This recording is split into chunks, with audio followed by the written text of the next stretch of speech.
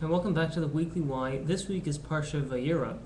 So this is an exciting Parsha because last week we introduced Abraham, learned a little bit about him, well, in the sense that we don't really know anything about his background, but we followed a little bit of Abraham.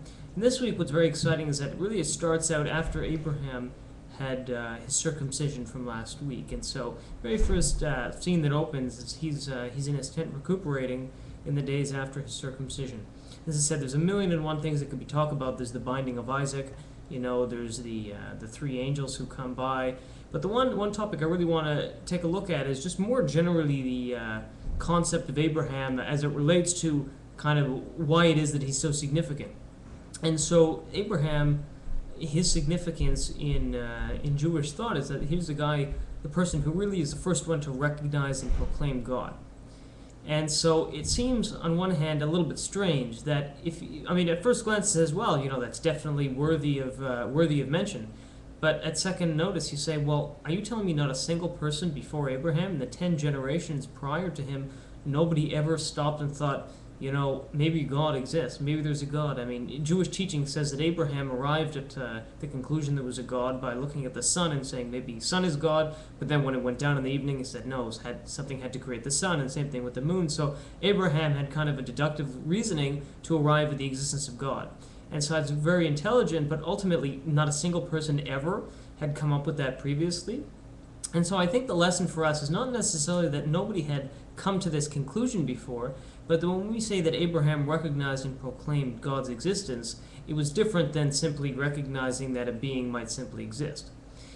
I think to fully understand that, we have to put ourselves in the shoes of what it would be like to look at a world of idolatry. These people weren't simply worshiping sticks or little statues and thinking that figurine itself brought power. It's that they used that simply as a representation of greater power. But the real nut of what idolatry was, that it was not outward focused worship, it was inward focused worship. I mean, they had a god for fertility, for rain, for food, for water, for prosperity, a god for everything. And if that god wasn't giving you what you wanted, you simply replaced gods. There was such an ease of transferability among these idolaters that was the main attraction of it. It's not that they really believed that this wooden statue produced power on its own. They simply thought it was a representation. But ultimately, the whole point of idolatry was that it was self-focused. I want more of A, B, or C, so I can pray to God A, B, or C. That's ultimately the difference. Whereas Abraham, conversely, we open up this portion, we see he's recuperating from a circumcision.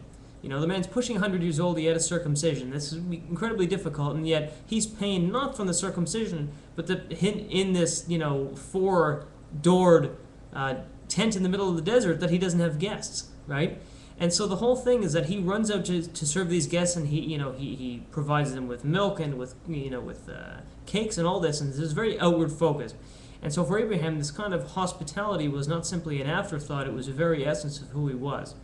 And so I think the lesson, one of the key ideas we can take a look at that is to say, okay, well, that's the difference really between idolatry and godliness. It's not necessarily the recognition of one god or a plethora of gods.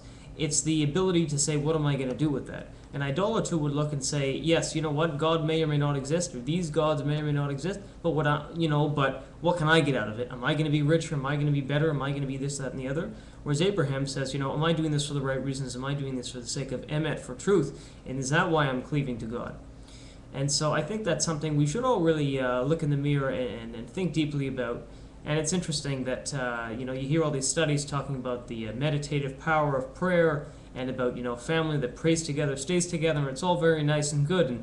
But ultimately, that's not really the reason we should be doing it, right? We're not doing it for the therapeutic reasons or because people who go to worship every week live on average 6 years longer. That's not really why people do it, or why we should do it. We should do it for the sake of emet. We should do it for the sake of creating a relationship, devekut, cleaving with God. And so that's ultimately something we should hopefully at least reflect upon a few minutes this week and say, are we really doing everything l'shem shamayim for in the sake of heaven, just as Abraham, the first monotheist, did?